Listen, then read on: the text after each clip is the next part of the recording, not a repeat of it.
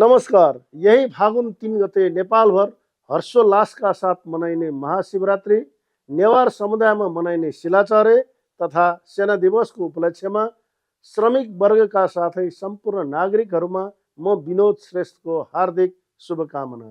कृष्ण पक्षको चतुर्दशी अर्थात् चन्द्रमा उदाउने रातलाई शिवरात्रि भनिन्छ। यी मध्ये फागुन शिवरात्रिको विशेष धार्मिक, सांस्कृतिक र वैज्ञानिक महत्त्व रहेको छ। काठमाडौँको पशुपतिनाथका अतिरिक्त शिव मन्दिरहरूमा धुमधामसँग पूजा आराधना गरी यो पर्व मनाउने गरिन्छ। नेवारी परम्परामा शिलाचरे भनिने महाशिवरात्रिको साँझ शिवधुनी गर्ने चलन रहेको छ। यही दिन करिब 100 वर्षदेखि नेपाली सेनाले आफ्नो गौरवशाली विगत र वर्तमान प्रभाव प्रदर्शन गर्दै राष्ट्रिय सेना दिवस समेत मनाउँदै आइरहेको छ।